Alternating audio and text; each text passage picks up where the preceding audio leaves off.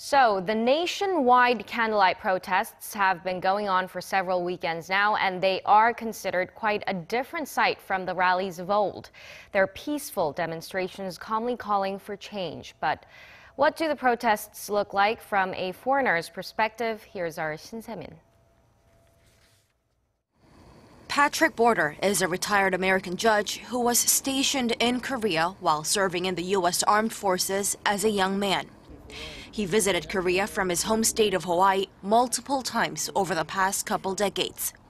But over the weekend, he saw an extraordinary scene right here in Gwanghwamun Square, something unthinkable in the Korea he served over 40 years ago.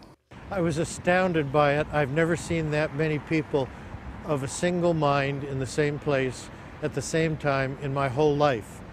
And it was convivial. People were very peaceful throughout the whole process, but they were also very purposeful. When they see the kind of behavior that is alleged, if it turns out to be true, then they're saying it's enough. And I respect that because that is, it's public involvement in the affairs of government. If we had more of that in the U.S., a lot of the stuff that we see going on would not be happening. But people are too complacent, and we need to develop some of that same enthusiasm that you have here in Korea. A huge contrast from what he'd first seen in the 1970s in terms of the Korean people's level of expression. 180 degrees. When I came to Korea in 1975, the people were powerless. They were afraid of the secret police. They were afraid to express any view, whatever, regarding North Korea. People were not free to express themselves. Television was a wasteland because you didn't get any opinions at all. And today,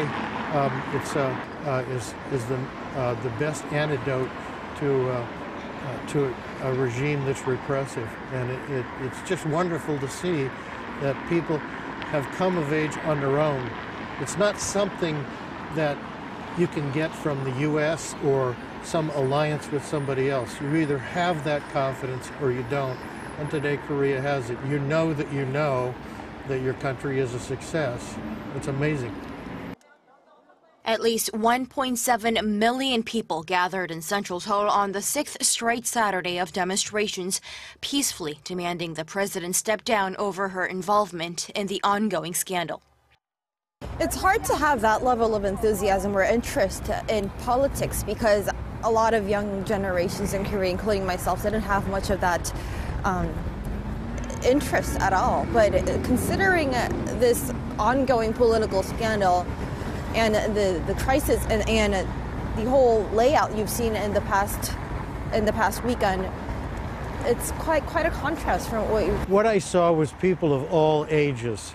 The young people who were single, the parents bringing their infant children and trying to explain to them the importance of what they were doing, and the old men. I had men come up to me and giving me a high five because they were appreciative that somebody from another country would take the trouble to watch their process. So it was enjoyable, but behind it all, there is a sense of purpose and a sense of being on purpose and not just being out here in hopes. The Korean people said the other night when I was here that they will not be denied. And I respect that, but I hold it in awe because I've never been in a place where there were that many people who had the same identical message. Today, the people here in Gwanghwamun Square are carrying on as usual, some hurrying from one place to another, others quietly taking in the iconic open space that stretches for multiple blocks in the city center. But the people have vowed to come back to this very site again this Saturday. Shin, Arirang News.